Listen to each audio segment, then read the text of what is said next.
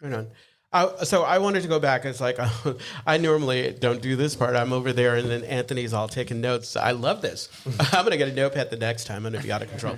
So I know that you sponsor folks, and so how was your relationship with you figuring out and finding your sponsor? How does it help you being a sponsor? How does it help you with this process? How does... Yeah, do you understand what okay, so let me see if I can formulate the question in a different way. Go ahead. So how does finding your sponsor, how does that help you become a better sponsor to your sponsees? Absolutely, because is it that you are, we have a little compassion because I see folks come in and especially if I imagine where I was at that time, it makes it easier for me to kind of, approach to make, you know what I'm saying? Right. I would say the 3 of the sponsees I have right now were introduced to me.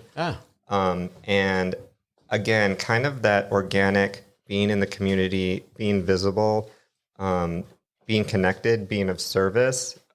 It organically happened that the sponsees that were absolutely perfect for me were presented by somebody that was like, you should work with Aaron. Oh. Yeah. It's pretty amazing. That's a gift because I will talk to someone if they're introduced, but I usually have found that for me, and I believe in the organic, like I don't put any pressure if they come to me. A lot of times I won't raise my hand and if a person, wants to have a conversation, we can have a conversation and figure from there. The other part for anyone who's kind of concerned, I believe wholeheartedly that sponsorship is not marriage.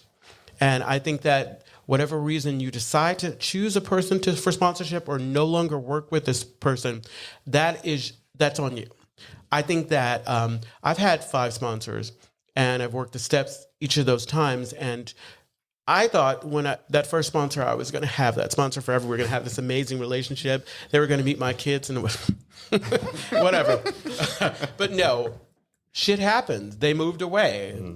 People relapse, whatever. Yeah. I decide I don't want more. What I will say is I'm so grateful when my sponsees are able to come to me and say, I need something different. Mm-hmm. Because if I take that shit personally, that's not about them. That's about me. And you leave a lasting impact. I know many of your ex-sponsees, and they're constantly, referencing stuff that they learned from you. Absolutely. No, and it's great. It's like, wait a minute, they were listening? Because half the time, it's all good. But yeah, they're listening. So I want to know from both of you, what were, and let's start with you, Sage.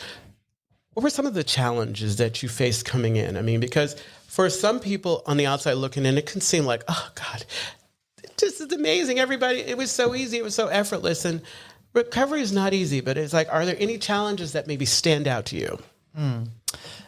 Yeah, it definitely was not easy. I would say one of the initial most difficult things for me, honestly, was smoking weed.